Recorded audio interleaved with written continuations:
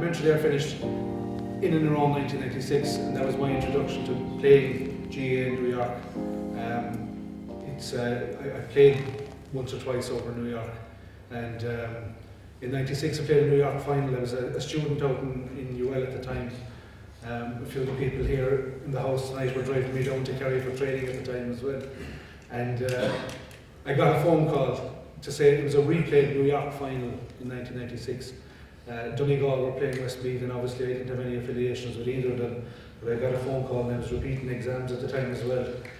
And it turns out my club at the time felt that they were on the trip in America. Just coincidentally, I didn't have the few bob to go over and pay my ways, €300 or £300 at the time. But I got the phone call to come out and play this New York final.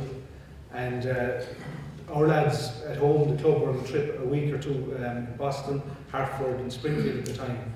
And some of them got the same phone call to come down to New York for the weekend for this replayed final. They being namely Dara, Fergal O'Shea and Mickey O'Connor, 3 lads from my club. And I only heard this afterwards. I got the phone call from Donegal to play. And the 2 O'Sheas and Mickey O'Connor got the phone call from Westmeath to play. And part of Donegal's grand plan was to kind of have me as an impact sub. I don't know what put that into their head. But it was still half time, I still hadn't been brought on anyway. And by all accounts, Dara O'Shea was telling Mickey O'Connor and Fergal, I'd swear that's Cinnéide talking about over there to Donegal. They were saying, no, sure, he's 3,000 miles away, let's get home. And then I came on about 10 minutes into the second half and I was marking Fergal O'Shea actually. And he said, I knew it was you. And I said, shh, I actually played under, and something I'm not too proud of, I played under an assumed name. And it was all cloak and dagger stuff at the time. And I played under the assumed name of John Kennedy.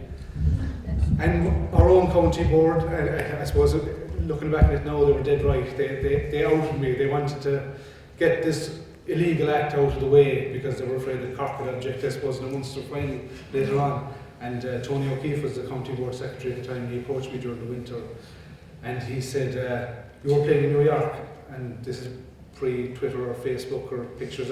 I said, no, I wasn't there at all. And he says, I know you were there, I know you played in New York. I said, no, you've no proof at all. Because I didn't go into any photographs and I didn't partake in any of that crack. But unfortunately for me, the Westmeath team had a photograph, and up the back row was the bold Dara O'Shea. The crowd has punched me wearing the Westmeath jersey, and the county board assumed obviously if Dara was there and I wasn't around that weekend at home, that I was there. So we put the hands up at the time, and 20 of us actually got suspended.